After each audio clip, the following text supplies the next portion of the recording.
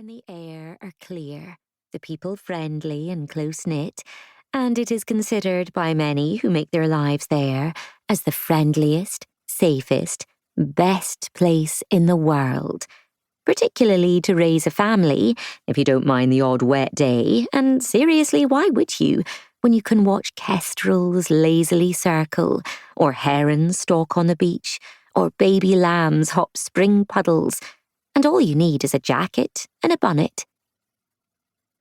There is a book van that comes round with your reading, and a tiny plane that goes up even further to the islands of the north, or, if you're feeling intensely cosmopolitan, Glasgow, which connects you to the rest of the world down below.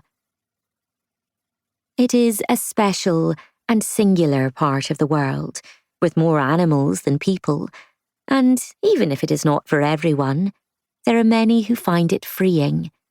A place where you can't hurry the tractor on the road, and anyway, it's rather nice to look at the stocky Highland cows with their absurdly luxuriant hair, or the shifting sands on the dunes, or the many, many castles tucked away in every bay. Everywhere the evidence of centuries of kings and tribes and battles and fortifications, when this rough land was covered in blood. Now it is as peaceable as a place that still gets Amazon deliveries can be. Plenty of people spent their lives there and had never been further south than Glasgow. Why would you? On this day, Gertie Mooney was walking home along the waterfront, and as usual, she had her head in a dream.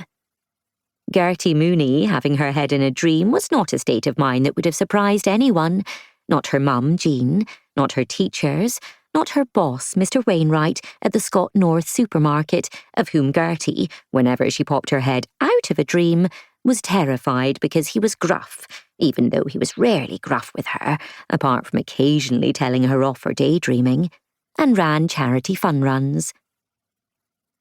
Gertie's tolerance for men being gruff with her was quite low. She had been raised more or less entirely by women. She lived with Jean and her grandmother Elspeth in one of the tiny whitewashed shore cottages, which look so small you can't believe people live in them instead of, say, hobbits.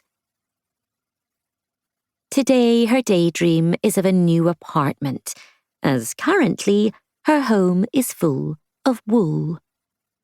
It is not just home to her own family, it is also the base of Carso's knitting circle, also known as the KCs, a posse of women both feared and admired for their ways with a set of size 00s, a skein of angora, and an extremely strong side-eye game.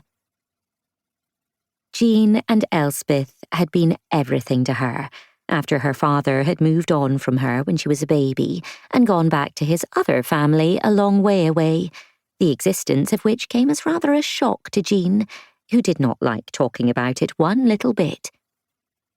And the Caseys had helped every inch of the way, from Gertie's first learning to walk, swathed in yellow wool, which would suggest the twins, Tara and Cara, had a hand in it, as they loved yellow.